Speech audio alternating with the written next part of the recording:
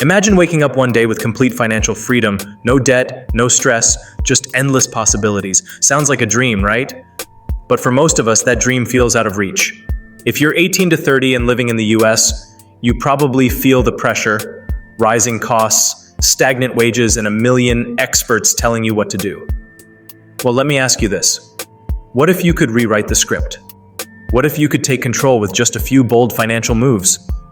Stick with me, and I'll share the 7 game-changing decisions that not only changed my life, but could change yours too.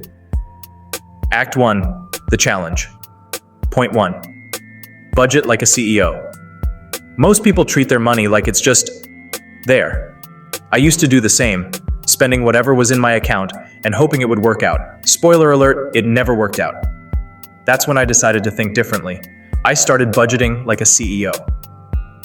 Here's the secret. A budget isn't restrictive, it's empowering. It tells your money where to go instead of wondering where it went. Imagine having complete control over your finances. Start with the 50-30-20 rule. Needs, wants, and savings. Oh, and don't forget, Starbucks every day is not a need. Yes, I said it. Sorry, pumpkin spice lovers. But here's the thing. Budgeting alone won't save you. There's one move that supercharges it. Let's get to it. Point 2. Automate your money. Here's the truth. Willpower is overrated. If you have to remember to save money every month, chances are you won't. That's why automation is the cheat code to success. Every paycheck, I automated transfers to savings, investments, and even bills. It's like setting your financial autopilot to wealth. One less thing to worry about, and let's be honest, we all have enough to stress about already. I mean, if Netflix can auto-charge you for a subscription you forgot about 3 years ago, you can automate your savings, right? Now, automation is powerful, but what's the point of saving if your money isn't growing? Let's move on to the boldest step that most people ignore. Act 2, the transformation. Point 3, invest early and fearlessly. Here's a fact that scares me to this day. Waiting even 5 years to invest can cost you hundreds of thousands of dollars in the long run. Yeah, read that again. I didn't start with much, just $50 a month, but it wasn't about the amount. It was about the habit. The earlier you start, the more time your money has to grow. That's the magic of compound interest. Think of it like planting a tree.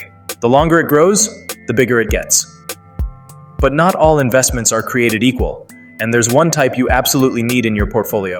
Let's talk about it. Point 4, max out free money. Here's a question. Would you say no to free money? No? Then why aren't you maxing out your employer's 401k match? It's literally free money. For years I ignored this, thinking, I'll catch up later. Big mistake. Start small if you have to, but don't leave money on the table. It's like walking past a $100 bill on the sidewalk. Would you do that? Exactly.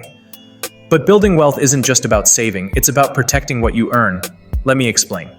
Act 3, the payoff point. 5, build an emergency fund. Life happens, and it doesn't send a calendar invite.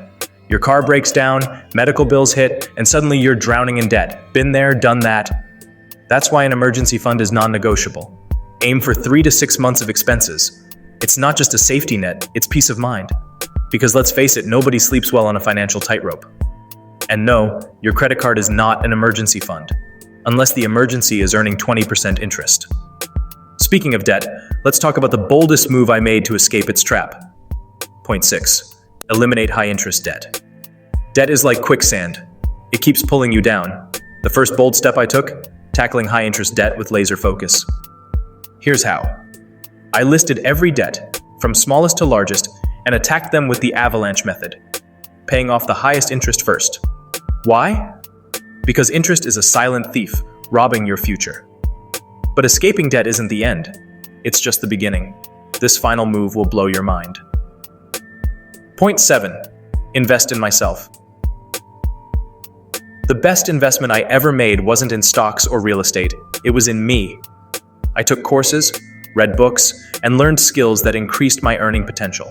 Because the truth is, your income grows as you grow. Think of it this way. A $20 book could teach you something that earns you $20,000. Bold, right? But here's the key. None of these moves work in isolation. They build on each other. And if you're serious about building wealth, you need to understand one concept that ties them all together. Those were the 7 bold financial moves that changed my life. But here's the thing. There's one secret that multiplies all of these efforts, the power of compounding. If you want to unlock its true potential, check out my next video on how compound interest works and how it can turn small changes into massive results over time.